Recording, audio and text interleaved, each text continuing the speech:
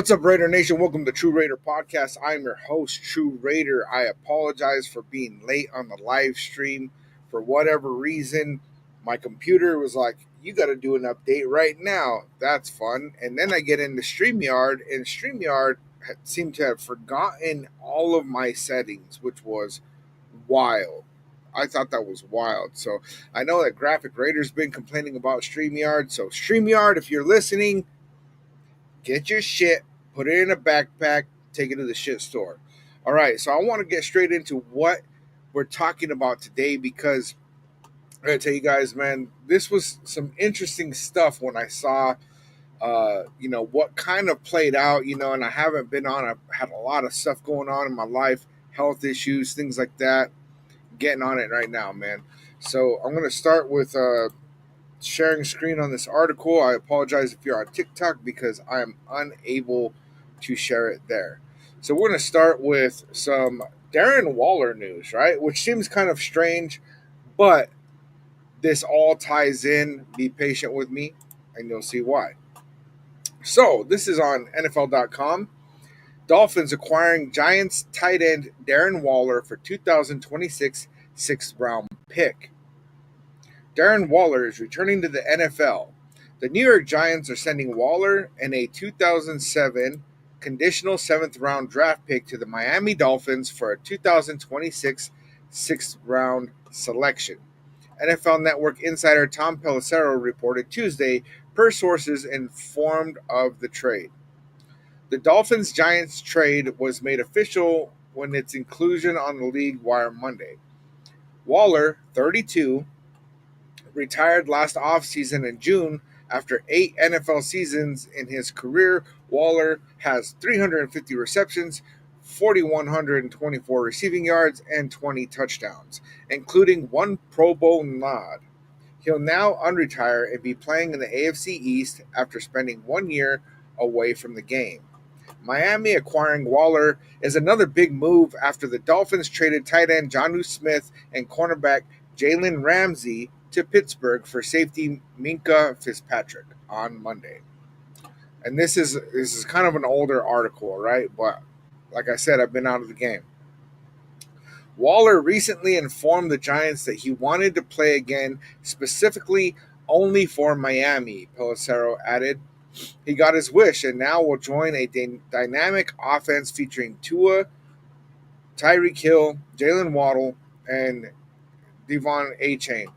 The Dolphins' current tight end room includes Farrell Brown, Jalen Connors, and Julian Hill. Now, the relevance that ties into this whole article comes with our Michael Mayer news, right? Let me pull that one up real quick. All right, so Raiders tight end Michael Mayer expected to have a big role in Chip Kelly's offense. News surfaced today that the Dolphins could be interested in acquiring tight end Michael Mayer from the Raiders. This is from June 30th, just to be clear. And that could make sense as new Raiders offensive coordinator Chip Kelly is not known for having a lot of work for tight ends like Mayer to do in his offense. But Vincent Bozignor of the Las Vegas Review-Journal reported that the Raiders have no interest in trading Mayer. And Mayer himself said last week that he believes he'll have a big role in Kelly's offense. In an interview for the Raiders YouTube channel, Mayer said he's fitting right in with the offense in Las Vegas and with Kelly and head coach Pete Carroll. It's been a great spring here. I'm so excited to be back here, and it's been very fun. New coaching staff's been great. Everything's great, Mayer said. These coaches know what I can do and what I can put out on that field. And it's obviously going to be better out there with Brock Bowers, with Ian Thomas, with those other two tight ends. The tight end room as a whole, we're very, very close. We're in a close-knit community, and we've had a great spring so far, and we're really, really excited to just help this football team in any way we can, man. We got a lot of good tight ends in that room, and I think Chip knows it. I think PC knows it, and we're excited to kind of get this thing going. Bauer's tremendous rookie season last year means he's the clear number one tight end on the roster. But Mayer said the Raiders may use two and even three tight ends on the field at the same time. With me and Brock, it's pretty interesting because we do a lot of 12 personnel stuff. And, this spring, we've also been doing a lot of 13 personnel too, which has been awesome. It's been a lot of fun, so I won't speak any more to the 13 personnel. I'll save that for the season. But I got to be ready to do a lot of everything, Mayer said.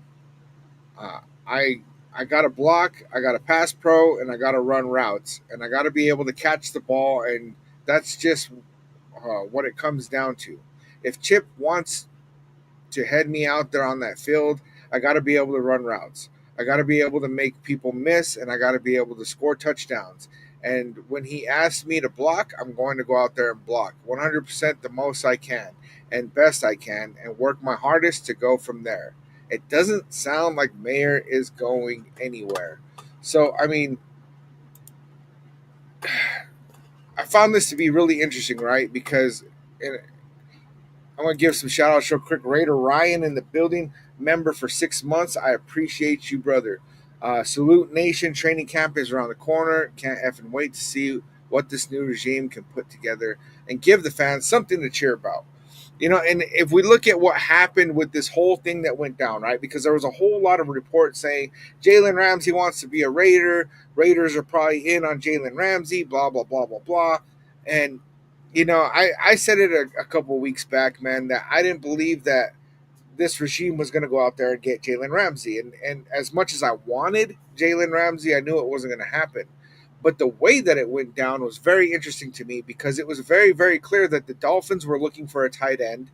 And this article was saying how the Dolphins were interested in Michael Mayer. Now, we did see other reports where they were saying that the Dolphins did reach out to Michael Mayer, but nothing happened there. So it looks like the Dolphins were trying to trade Jalen Ramsey for Michael Mayer, but Chip Kelly and Pete Carroll and probably John Spytek made a decision that they would rather have Michael Mayer than Jalen Ramsey. And that makes it very, very clear to me because they moved on from Ramsey and then they went out and they traded for Darren Waller. So if they're trying to get a tight end, they're looking at Michael Mayer. Didn't happen on our end. They went and got Darren Waller, which they're going to figure out that by week 6 or 7, he's going to have a pulled hamstring. It's going to be what it's going to be. And I'm not really too concerned about the Dolphins, even though that's my son's team. Not too concerned there. But why is it that the Raiders wouldn't move on from Michael Mayer to go get a Jalen Ramsey? And I found that to be really, really interesting. Jay, too bad the QB room sucks. I don't really think that our QB room sucks, man. If you look at Geno Smith's stats, yes, maybe he's not a Patrick Mahomes or a Joe Burrow, right? He's not one of those guys, right?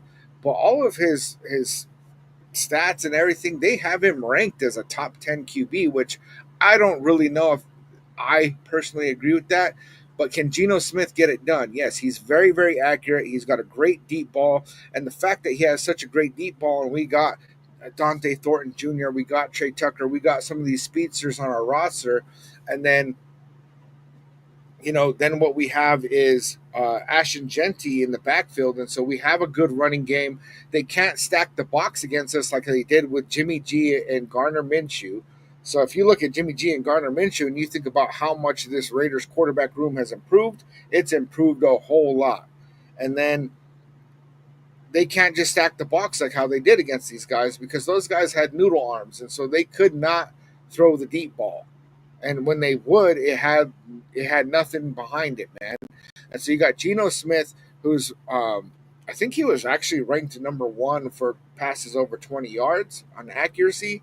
And the dude, it's like if they start trying to defend the run too much, we're going to beat them deep. And if they start playing deep, then we're going to go and hit the run game real good. Debris with the gifts, thank you, salute. I appreciate that. I really, really do, man. Appreciate that. So, and we got Navman in the building, man. Salute, salute. What's good, man? Good to see you. Glad you're here. Um, and Michael Mayer, he hasn't really been productive for the Raiders, right? And I mean, let's just face it, he hasn't.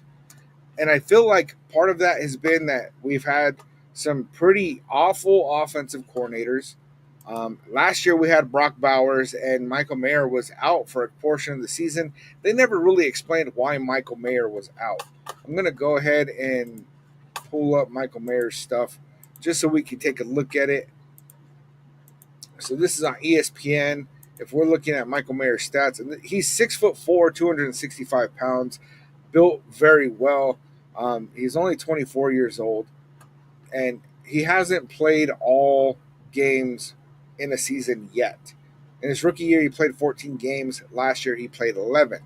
Now, he's between 21 and 27 receptions, and the targets. He's not having a great, like 27 receptions off of 40 targets. Then we got 21 receptions off of 32 targets. In his rookie year, he had 304 yards, which isn't horrible. And then last year, he only had 156.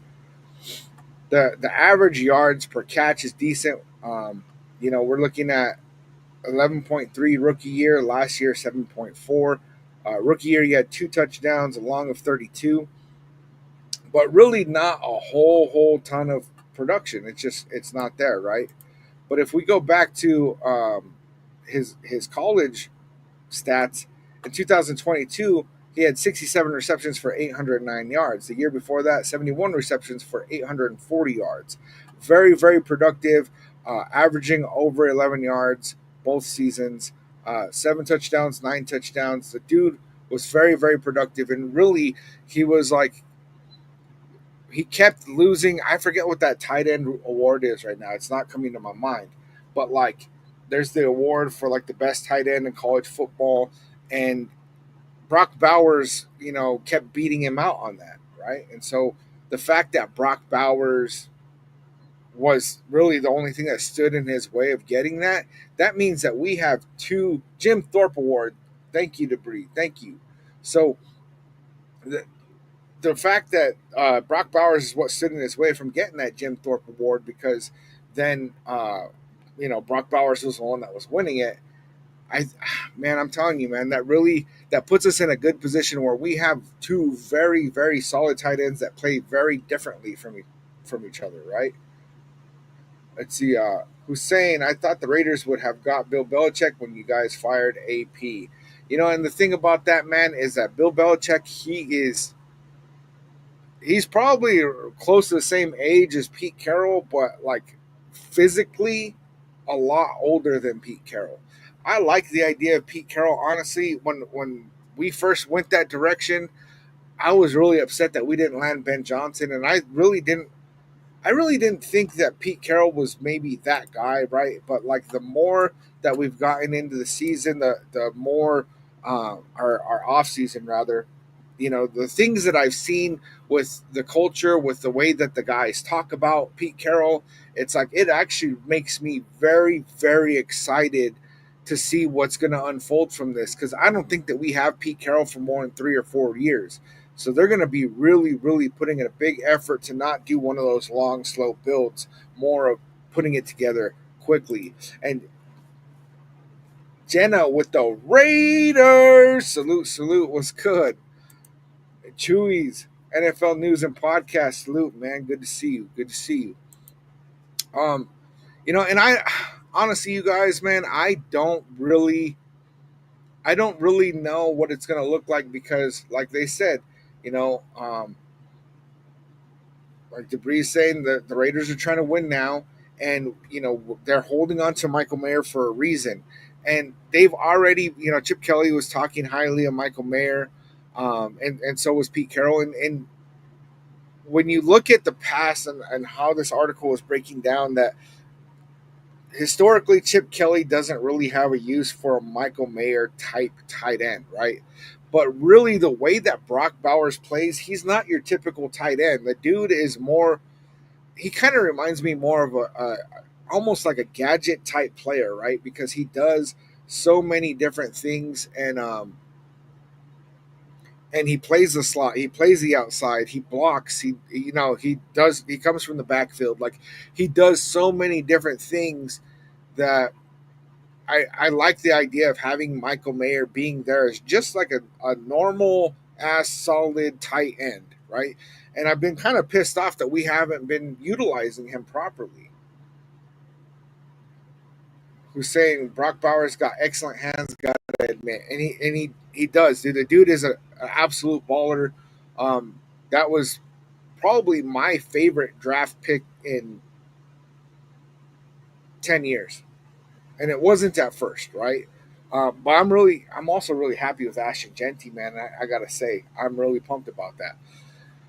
But like, yeah, I mean, any of you guys that have been following me for a while, like, know that like I've been pissed off that we are underutilizing Michael Mayer. He is not getting the kind of production that we should be giving a guy that we traded up in the second round to make sure we went and got him, and that was under Josh McDaniels, and so like and Dave Ziegler, and so it's a whole like that's like three regimes ago. You know what I'm saying? Which isn't a long time for us. It should be, but um, yeah, Debris blame Josh McDaniels for his first year, and then his second year he was out. I think he had some mental health stuff going on or something. Man, he wouldn't. They never really actually said why he was out for an extended period of time, but also I kind of feel like his feelings were probably hurt. Right? They went and they got Brock Bowers, and then he was absolutely balling out. Michael Mayer was getting no attention. Right? And so it probably played into whatever happened that he was out. However, the fact that he really believes that he's going to be a big part of the offense makes me believe that we're going to see some production out of him, that we're going to see some good blocking out of him, that we're going to be able to see a whole lot of Michael Mayer that we haven't seen yet. Jaden, I expect a big year of Mayer this year. And honestly, I do too. I don't think that he's going to be hitting the 800 yards. I don't think that he's going to exceed Brock Bowers, and I don't think that he's going to be the number one guy in any means, right? But I do think that we are actually going to utilize him. And then like our receiving weapons right now are actually really really stacked, and there's been this talk about, well, we need to extend Jacoby Myers and give that guy an extension. And I don't really know, man. I don't know how I feel about that. Who's saying you guys had the potential to have a top 10 wide receiver duo with Jacoby and Devontae? Yeah, but I don't think that we really need Devontae, right? Because Devontae demands too much going his way. And right now, we're in a spot where you don't have one of those diva wide receivers who just absolutely demand that. Instead, how they're talking about Jacoby Myers and an extension, I think that they're actually going to hold off a little bit because we're going to see what kind of production are we going to get out of Dante Thornton Jr. And I know he was drafted in the fourth round, but I think a lot of scouts overlooked a lot of things about Dante Thornton, about his route tree, right? They were just thinking this guy, runs simple routes, he runs a deep ball, and that's about it. They didn't really look at his Oregon tape and see all that stuff. And even though Jacoby Myers had great production, I think that they're going to wait a little bit before they really take a look at that, right? Because Jack Besh, uh, he's actually kind of built like a tight end, right? So we have the addition of Jack Besh and Dante Thornton Jr., and so we're going to really see what happens with Jacoby Myers and his production this year because he's a good receiver. Don't get me wrong, but like what we're looking at right now is we have all these different, like the regime change, right? The regime change has happened. Jacoby Myers came from Josh McDaniels' era, you know. Um, Jaden, I don't think Dante Thornton should stop you from re-signing Jacoby. Thornton and Myers are two different receivers, and that's what I'm getting to, right? Is that Jack Besh is a little bit more like a Jacoby Myers type of style. And I don't think that Jack Besh is just going to come in and take over that spot. But I think that they want to sit back for a little bit before just because, all right, if you look at what happened with Darren Waller, right? He had a very productive year. And then he was pretty much the only target, right? Under Derek Carr. And then you have Hunter Renfro was pretty much like the only target for Derek Carr in the Henry Ruggs season. And what happened with that is their stats got inflated significantly. And then Josh McDaniels and Dave Ziegler came in and they paid those guys. And then absolutely they fell off, right? And so you got to look at what happened last year. We had awful quarterback room, awful quarterback room, and Jacoby Myers had huge production, right? And so did Brock Bowers. But was that due to the fact that we didn't have a very rounded game, or was that due to these guys being actually legit? Now, if you look at Jacoby Myers, the 2 years before, he had 800 receiving yards. So I think he's proven that he can be that guy. But Jacoby Myers is not a receiver one. So I think that the only way that they extend him before the season starts is if it's a super team friendly deal, right? Not wide receiver one money, but more of wide receiver two. He had good production and he wants to stay with the Raiders, right? That kind of money. Now, if we get a couple of games into the season and they're finding out that shit, man, even with our new weapons, even with our new quarterback, Jacoby Myers is absolutely that guy, then they might pay him a little bit more. And it might be in Jacoby Myers' best interest to go ahead and wait a little bit to see if he gets that payday because he's made it very clear that he wants to be a Raider, but I don't think that this regime is in a rush to extend to anybody, and that includes Colton Miller. Jaden, to be fair, Renfro and Waller's production fell off because Devontae came in and became the main target. Well, right. And right now, Brock Bowers is obviously our main target. And we're going to have a quarterback that can actually move the ball around and get the ball to Michael Mayer, can get the ball to Trey Tucker, can get the ball to Dante Thornton Jr., and then Jack Besh, right? And we have all these different options that I don't think that we have to be in a hurry to scramble and sign Jacoby Myers. Not to mention his contract isn't over, right? I believe this is the last year of his contract, and yeah, you want to go ahead and extend him before he starts to get squirrely or anything. But I mean, there are some people that are saying that they think that the Raiders might let Jacoby Myers test the market. And I think that that would be a mistake because Jacoby Myers, he's going to end up leaving like Trayvon Merrick and Robert Spillane.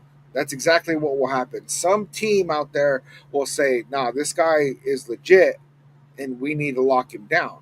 And I'm hoping that the Raiders do that, but I don't want us to overspend on it too early and just make a weird jump like we did with Hunter Renfro and Darren Waller. Because that turned out horribly. And I get it, it's a different regime, but you know, history can repeat itself like that. Who's saying, really, I thought Devontae wanted out because he wasn't getting targets. Devontae Adams, he punked out, right? And I get it. He got told he was coming to the Raiders to play with his college quarterback, and he didn't even get a full season out of that. So since Devontae Adams came here to play with Derek Carr, he wasn't given a full season of that. It's I mean, it's a no-brainer that, of course, he was pissed off, right? Because then he's catching passes from Jarrett Stidham, and then the next year he's catching passes from Jimmy Garoppolo and Aiden O'Connell, and then he's catching passes from Garner Minshew, Aiden O'Connell, and Desmond. Like, I mean, come on, like what kind of quarterbacks are we actually putting out there for this dude to play? And he didn't catch anything from Desmond Ritter, right? But these are the kind of quarterbacks that we've been putting out there, and it's friggin' ridiculous. Is absolutely ridiculous. And so, of course, he's going to say, you know what? I want out of here, man. Um,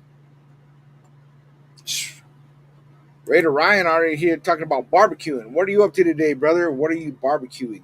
I am not barbecuing about shit today, man. And I actually would like to, but I'm having to be a little bit more careful about what I'm eating right now. I ended up in the hospital last week, man. I got some things going on with my liver, which is weird because I don't drink, and so I got some testing coming up this next week, man, and so I'm going to be taking care of myself for the foreseeable future, man. But my wife did pick up some filet mignons, so I'm definitely going to eat a steak tonight. So I'm pumped on that. Let me go back over here to this TikTok chat.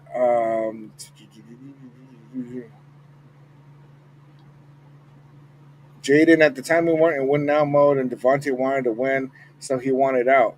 There are just too many changes happening, right, for Devontae Adams to have any kind of interest in staying with the Raiders long term, and I get that, man, and I just don't like that he talked so much shit when he left. You know what I'm saying? Like I get that it wasn't this perfect situation that he thought, but really he made decisions that he was regretting. He left Green Bay. Aaron Rodgers stayed there for a while, and then after Aaron Rodgers left, Jordan Love turned out to be a great quarterback. And so I'm sure he felt salty about that, right? Watching the Packers win while we were losing. But then he goes over there and forces his way to the Jets to go play with Aaron Rodgers. They absolutely sucked.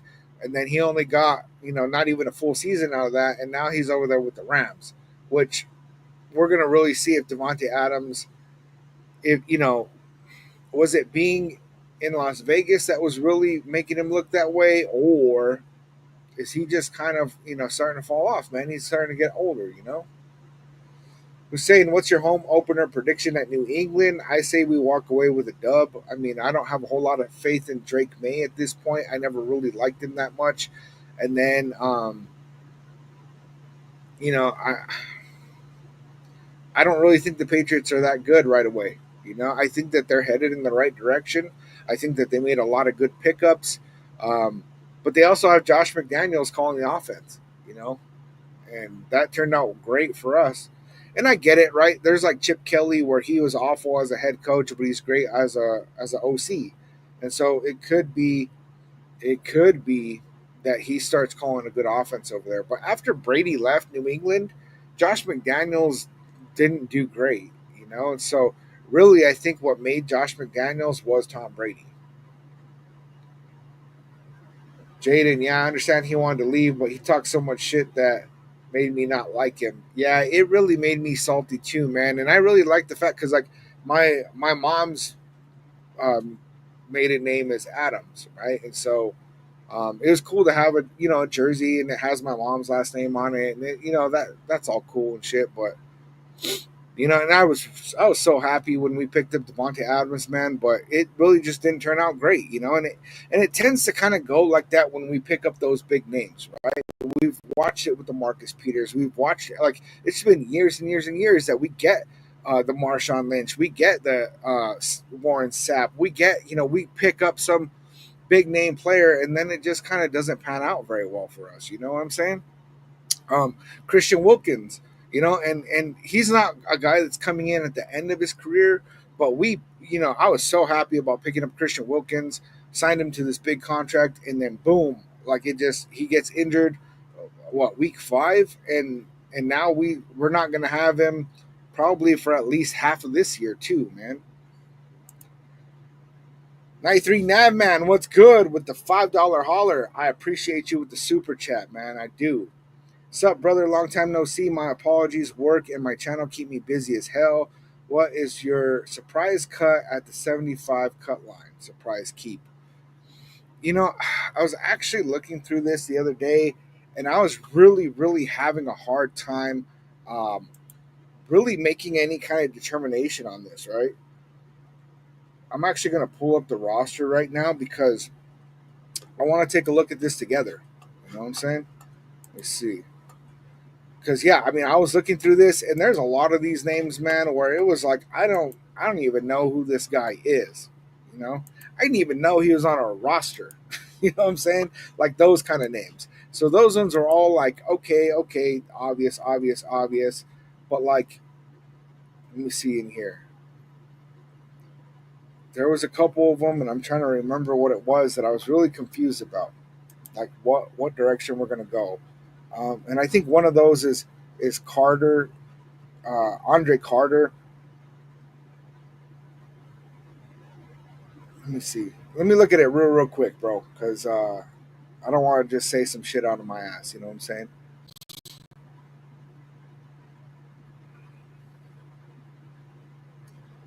Becky Fotu, man.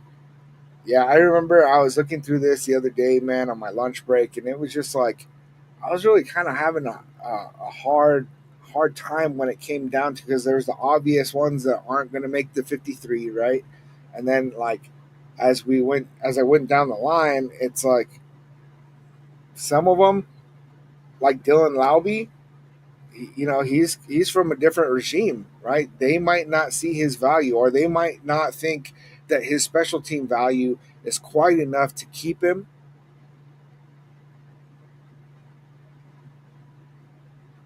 And then they were saying good things about Zamir White, right? Which is like Zamir White, he should be an obvious cut because we have Sincere McCormick, we have Raheem Mostert, we have Ashton Genty, right? And so to keep those kind of players gets really, Zamir White, what's he really going to contribute to us? What's that really going to look like? Let me see real quick. I'm looking for another. Okay, so I got it, right? Our surprise keep, Laki Tasi, right? Big dude. He's if I understand correctly, and correct me if I'm wrong, he's the guy that was the rugby player, right? Let me see. Right, not easy at all. Looks to me like unless somebody rolls hot in camp, the ones we expect will make the 75.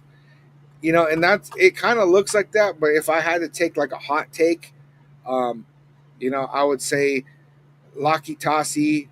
They see something enough in him for developmental reasons that they hold on to him, and then the other one that would be the shocker. Yeah, the other one that would be the shocker is that we move on from Dylan Laube, right? And yes, I know Dylan Laube didn't have a whole lot of production and he had some fumble issues and things like that. But, like, let's face it, man, the dude was, he wasn't really given much of a chance. He's got great special teams ability. And then I think that he could be really valuable as a passing back. I don't really see us handing the ball to him too much. Let's see. I place more value on McCormick than Laube and Zamir. Navman, I agree with you on that, man. The Sincere McCormick really actually absolutely played great. Graphic Grader was always talking about him, man, and it was just like I don't know if this guy's ever going to get a chance. And then boom, it's like he actually came out and balled out until he got injured, right? Let's see. Let me hit this on TikTok real quick. Jaden said, "Whoa, they are probably going to want four running backs, and I'd rather have White over Laube." Um, and he said, "My surprise keep is Jaw Joyner." Jaw Joyner. I mean,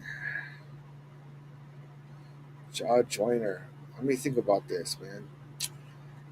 Yeah, I'm still thinking Laki Tasi because he's like a I don't know, man. He's not really developed, right? So I don't. That kind of stuff kind of throws me off. When you hold on to, it's like Dalton Wagner. It's like we have this big old monster on our team, but it's like, is he ever gonna do anything? Jaw Joyner. Oh, okay, Jaw Joyner, Minnesota.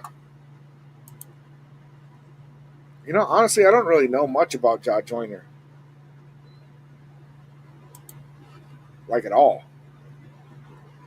6'4", 262 pounds, defensive edge.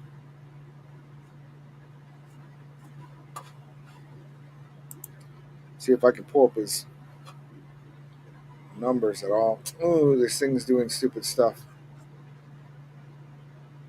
I hate when that happens. Let's see.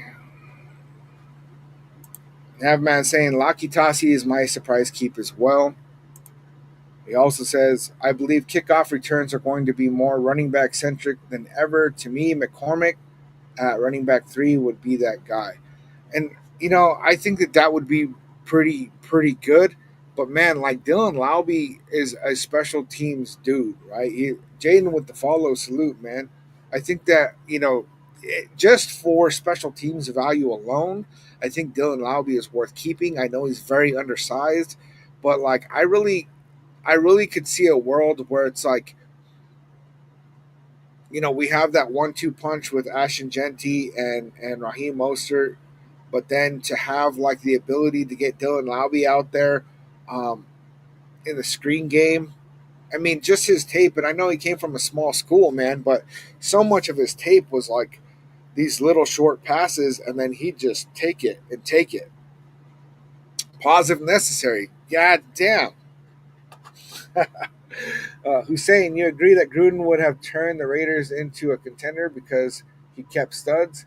I actually blame Gruden for a lot. I blame John Gruden for a whole lot, like coming in and trading Khalil Mack and just kind of making really like him and Mayock made some really awful picks. Man, we had all these first round picks and they just absolutely busted. Josh Jacobs was good, but he's let's face it, he's no Ashton Genty, right? Um, there was just a whole lot of kind of bad moves that happened there.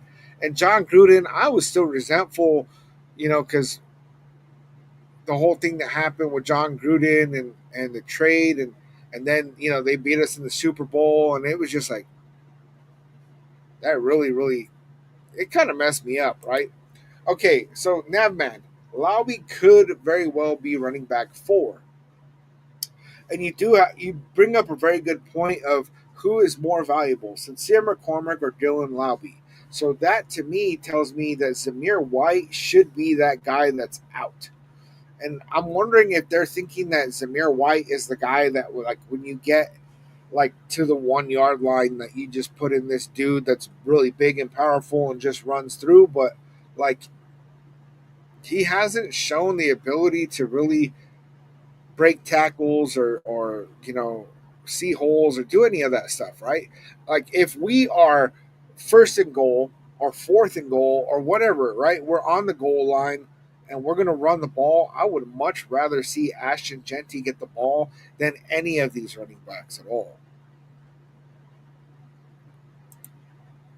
Navman, I do not see Zamir making it through camp on the roster. Yeah, I mean, they were like talking really good about Zamir White a couple weeks ago, and I really didn't understand why, right? Because I felt like he had plenty of time to prove himself, and yeah, I get it. Like they were stacking the box and killing our run game because Gardner Minshew didn't have an arm, but he played good at the end of the previous season, but last year it's like he just absolutely showed that he's not that guy. I think that he proved enough that he's worth cutting. I'm actually surprised that he's still on our roster right now. If it were up to me, I would have cut him. I never really had a whole lot of like high hopes for Zamir White.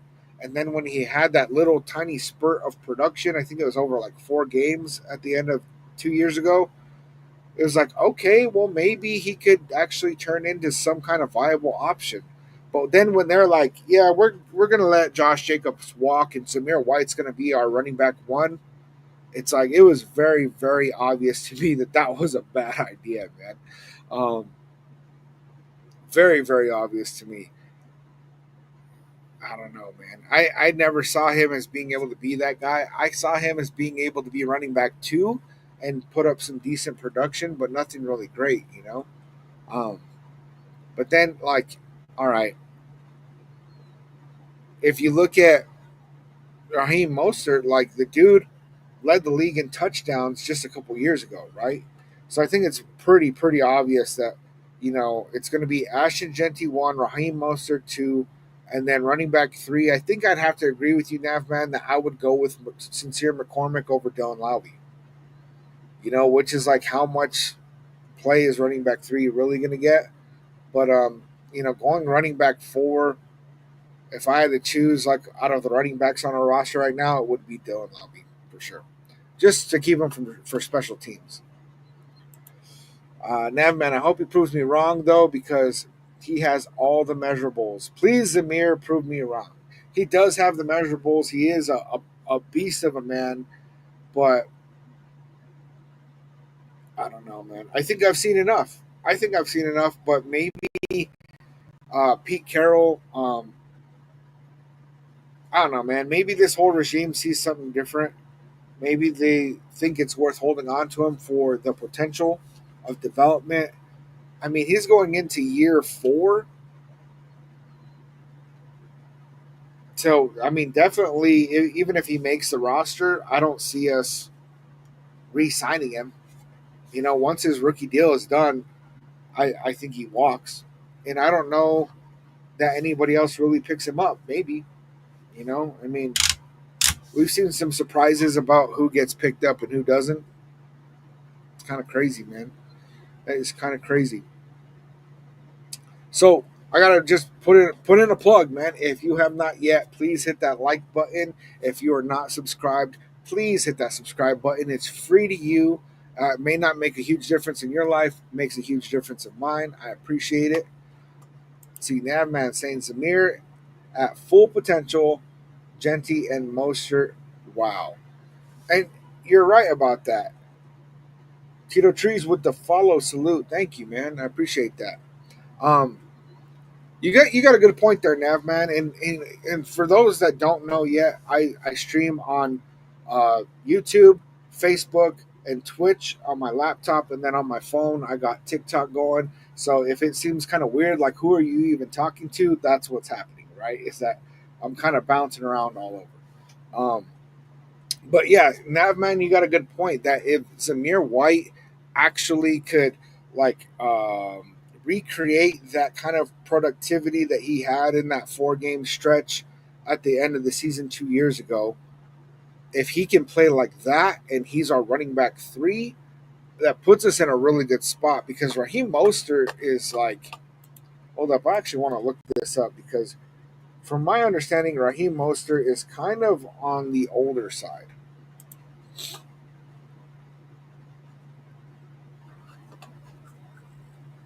Actually, I'm going to go ahead and share a screen. That way we can look at it together.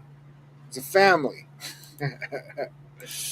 All right. So Raheem Mostert, he's 5'10", 195 pounds. And he's 33 years old. 33. Hold up.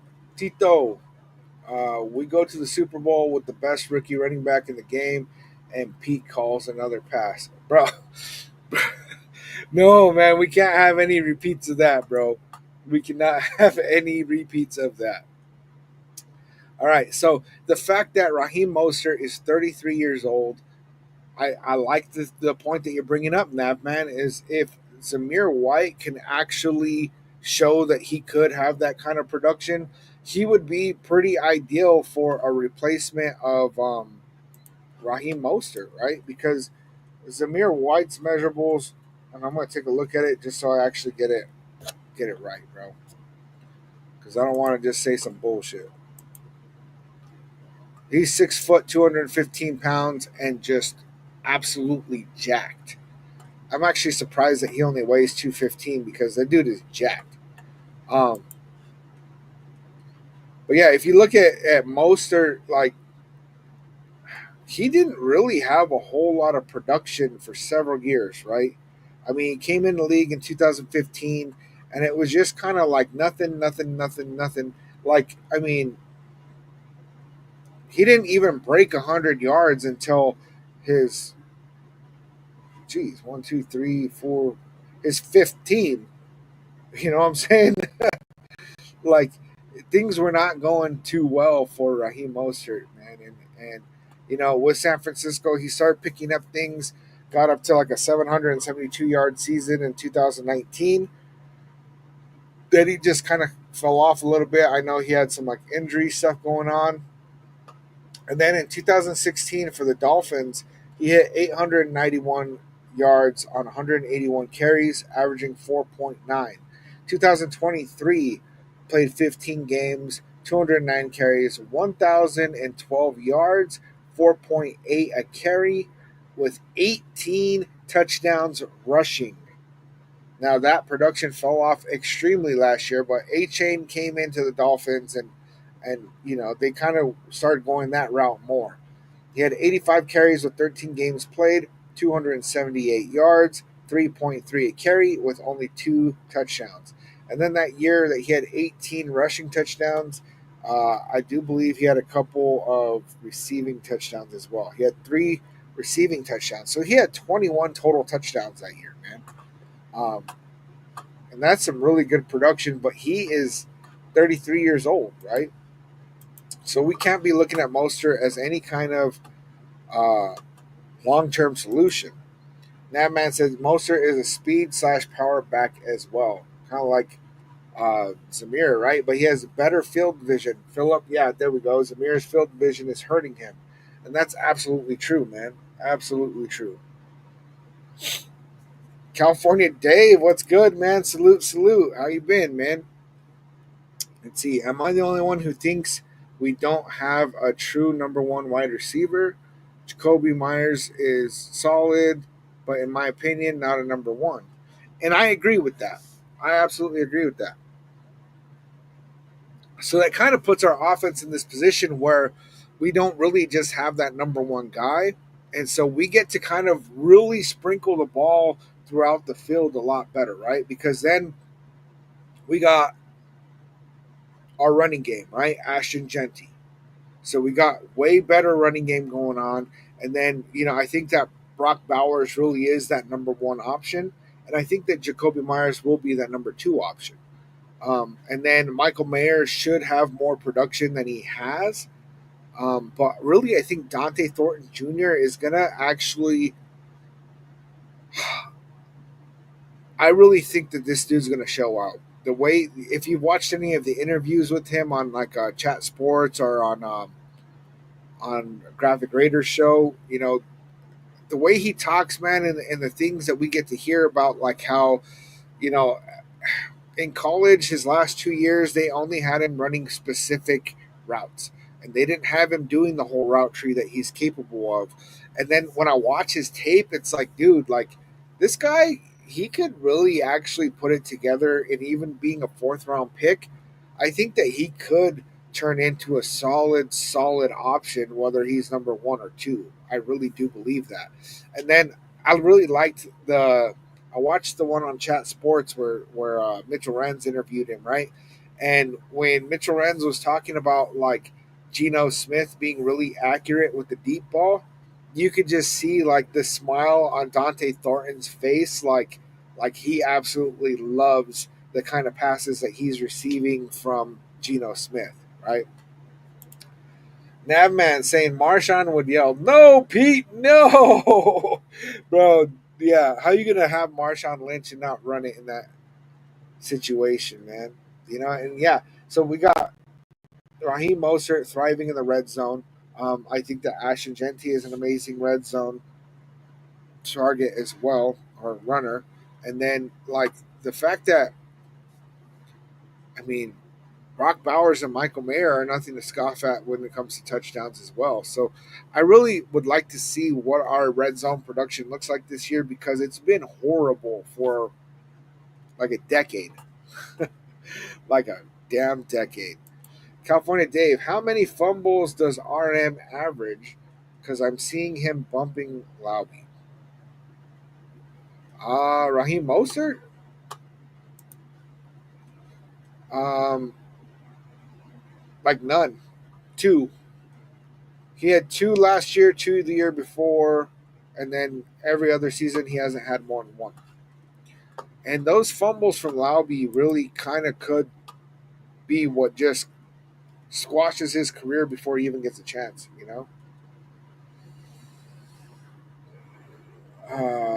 Derek Hardy, Chip Kelly has got good red zone schemes. Yeah, and I agree with that, man. And this guy, he had two running backs that got drafted pretty high that both had amazing production in college just last year, right? And so I really am interested to see what we're going to do with this running game this year, because I don't think that Ashton Genty is going to just be taking all the snaps, right? I think that we are really going to move the ball around the backfield, and I'm here for it, man. Okay, so Navman is saying, mark my words, Thornton will be wide receiver one by midseason. I kind of have a really good feeling about this kid. I really do. All the interviews, all the media, all the content creators, you don't hear Jack Besh's name very much. What we are hearing out of all of the offseason is Dante Thornton Jr. Holy shit. Zay says, I have us at top 12 offense, bottom 20 defense. You know, I got some concerns with our defense right now. I think that our offense is really going to be our asset this year, but we can't scoff on the fact that, like last year, um, we had so many players out, right? So many of our starters out on defense, and so this year, hopefully, the majority of our defensive starters will be healthy. I think that puts us in a better position than playing our twos, threes, and fours, right? Like, I just don't know. I don't know about our cornerback room, man. I was really hoping that we are going to add a better corner, but they seem to be really like they like Stokes a lot. And then DCAM, I guess, is been stepping it up too. I'm hearing a lot of good things about Cameron Richardson. Yeah, you know what, Derek Hardy defense gave up last year. The offense couldn't give them a break, and I agree with that. Right when your offense can't hold on to the ball at all, then the defense is they're gonna have issues. I mean, even Max was injured. Like there was a lot of things going on. Say we just really have no depth on the D line compared to other teams. And Christian Wilkins being out is really exposing that fact. Right, it really gives us uh, a whole lot to like look at when it comes to that. Oh crap! I forgot to put do not disturb. Give me a minute. Don't want anything popping up.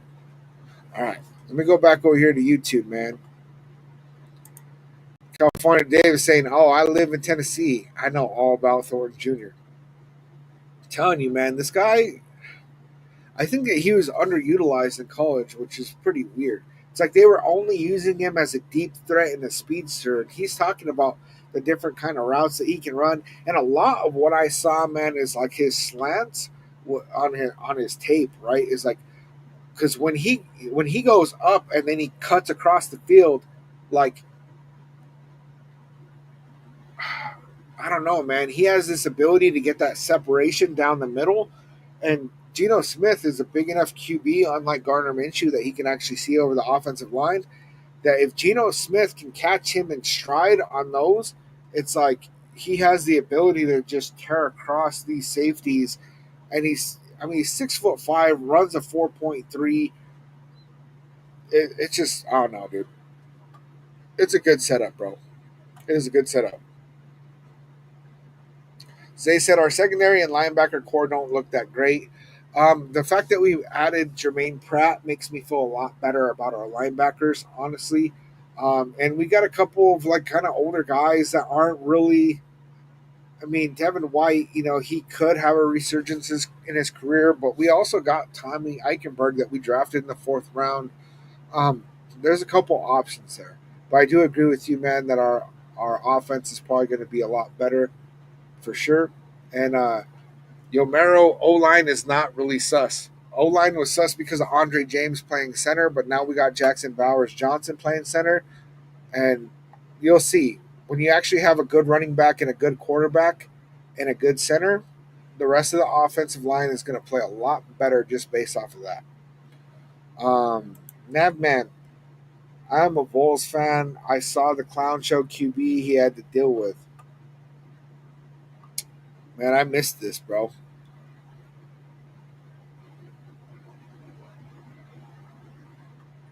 That's crazy. Let's see. Yes, California Dave. I was the one that suggested that you check out his Oregon tape. And like I tend to believe you, right? Because when you pop up and you say things, um, you haven't steered me wrong yet, right? But like, yeah, that Oregon tape, it's totally different. It's like I felt like I was looking at a different wide receiver for the most part because they had him doing a whole lot more things. Um, and I'm really interested to see how Chip Kelly utilizes him. I really am. Let's see. I'm not caught up. Navman, Marcus Epps going down early. Wilkins, Kuntz, and preseason. Hard to see how this goes. Yeah, that was brutal, right? And then the fact that we got Malcolm Kuntz back, I think he's going to be healthy. I'm really, really looking forward to what this might look like. Um, it just sucks that we don't have Christian Wilkins, man. I really wanted to see what that looked like with Max Crosby, Christian Wilkins, Adam Butler, and Malcolm Kuntz, with Tyree Wilson rotating in and out. Like, I don't know, man. That could be good. Now, man, I think Adam Butler will have a great year. Then that will bring back combos of trading Wilkins. Just a thought. I think that the only way that we look at trading Wilkins is if he's healthy and he's playing and we can get value for him. Because I don't think that we'll be able to just dump that contract, you know? I really think that that could be a very difficult contract to get rid of. And I don't see that going very well, man. I really, really don't. So my best hope for Christian Wilkins is that I hope that he already got the other surgery because look, all the news that came out about Wilkins is all speculation, pretty much, right? And I think that a lot of it is true. He has been seen in a boot. They said he had a setback, but we haven't got an official statement from the Raiders saying yes, Christian Wilkins had a setback. He's going to have another surgery. I saw somebody that was speculating that maybe he already had the other surgery and that's why he's in a boot. And if that's the case, then we might see him a lot earlier than expected. And I'd be here for it, man. I really hope that that's the case because if not, he's going to be out for season, man. And it's a waste of money, is what it is. Let's see. California Dave. Oh, when Thornton Jr. hits the slant, we have a saying around here. He gone. And that was exactly what the tape reflected, man. It's like he hit that slant and he would get so much separation that as long as the quarterback lands that throw, which Geno Smith can land that throw with some zip on it, it's like who's going to catch him? Absolutely nobody. And that's another thing. Dante Thornton was saying that Eric Stokes can keep up with him. Eric Stokes, our cornerback that we picked up this offseason, can keep up with him. So that's a really good thing to hear. That is a really, really good thing to hear, man. So we're an hour in, you guys. It's Saturday. I'm gonna go play with my kid, man. You know, I definitely love you, Nation. It's been a minute since I've been on. I'm hoping things are level enough now to get on more. There's not that much to talk about, but anytime that there is, man, we're gonna talk about it. So, like always, Nation, I love you guys. I appreciate you guys. Um, Without you guys, I'm just here talking into a computer, man. So thank you guys for the conversation today. It's been a good one, and like always, I love you, Nation. I'll catch you on the next one.